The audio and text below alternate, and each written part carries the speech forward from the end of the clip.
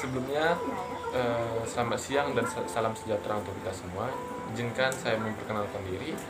Nama saya Gonggong Sampetua Lemenggal. Saya dari jurusan Teknologi Hasil Perikanan, Fakultas Perikanan dan Kelautan. Saya berasal dari angkatan 2020. Adapun di sini saya ingin membuat sebuah video edukasi mengenai suatu produk fermentasi. Jadi sebelum jauh saya menjelaskan apa saja produk fermentasi yang akan saya bawakan, izinkan saya itu memberikan sebuah materi, yaitu mengenai apa sih produk fermentasi itu. Jadi produk fermentasi ini adalah suatu produk yang menggunakan bakteri asam laktat ataupun suatu produk yang diolah dengan cara anaerob atau tanpa udara atau tanpa oksigen gitu. Jadi setiap produk fermentasi ini bersifat asam. Jadi misalnya contohnya kayak peda atau bekasam, itu suatu produk fermentasi dan yang bersifat asam gitu. Kenapa bersifat asam? Karena dari yang kita ketahui bahasanya fermentasi ini memakai starter bakteri asam laktat. Dari bakteri asam laktat inilah rasa asam pada produk fermentasi itu. Namun di sini saya ingin membawakan produk fermentasi, namun dia tradisional. Itu produk yang berasal dari kota Sumatera Utara, yaitu produk Naniura. Mungkin banyak yang belum mengetahui apa sih Naniura itu. Naniura ini merupakan makanan dari khasnya orang Sumatera Utara nih.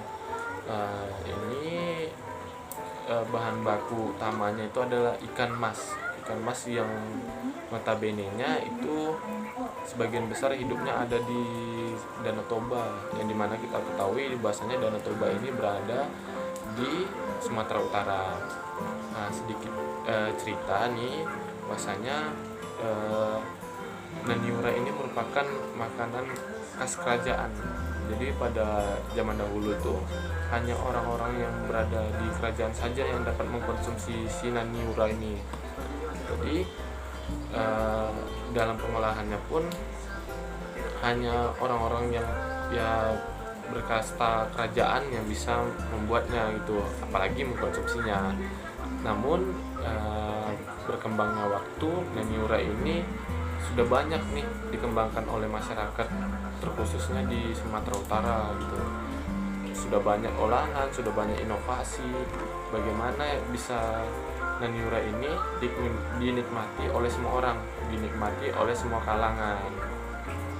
Nah, sedikit nih bahasanya produk Naniura ini merupakan produk fermentasi yang memakai namanya jeruk atau asam bata atau yang disebut unta junggal. Jadi di sini saya ingin menjelaskan bagaimana sih prosedur dari pembuatan Naniura ini. Namun di sini saya akan menyebutkan apa saja sih bahan yang akan kita pakai. Nah, adapun bahan yang akan kita pakai, yang pertama itu ada kemiri, ada kunyit, ada jahe, ada bawang merah, ada bawang putih, dan ada namanya jeruk bata itu unta junggal, dan yang paling utama yaitu ikan mas segar. Selanjutnya di sini saya akan menjelaskan bagaimana sih prosedur pembuatannya. Yang pertama yaitu yang pastinya kita akan membersihkan si ikan mas ini. Kita bersihkan dari segala kotoran yang ada di tubuhnya seperti insang, isi perutnya. Kita buang, kita siangi, terus kita cuci bersih. Setelah kita cuci bersih, kita tiriskan. Nah, setelah kita tiriskan, kita belah dua ikan mas ini. Setelah ikan dibelah, selanjutnya ikan ini direndam pada jeruk bata ini atau yang kita sebut itu unta junggal. Nah, ikan ini direndam selama 2 jam. Sembari kita merendam ikan tersebut, kita menyiapkan bumbu-bumbu yang akan diperlukan seperti kunyit, jahe, andaliman, garam, dan bawang putih, bawang merah. Setelah direndam 2 jam di dalam jeruk bata ini atau unta jungga ini, bumbunya yang telah kita siapkan tadi kita campurkan ke dalam ikan yang telah direndam ini. Setelah itu selama 2 jam dalam perendaman dan dicampurkan bumbu, ikan mas ini kita cabut ataupun kita ambil duri-durinya. Kenapa? Agar dalam pengkonsumsian si naniura ini duri-durinya tidak menyangkut pada tenggorokan kita. Setelah kita cabut duri-durinya, kita siram lagi si ikan ini dengan perasan jeruk bata atau unta jungga ini. Setelah disiram dengan perasan jeruk ini, nah si naniura ini sudah siap kita sajikan.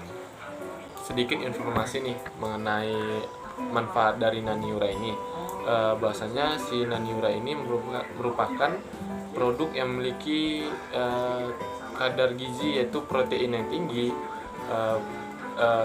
karbohidrat, vitamin yang tinggi, dan si produk naniura ini dapat mencegah penyakit kanker, jantung, dan lainnya.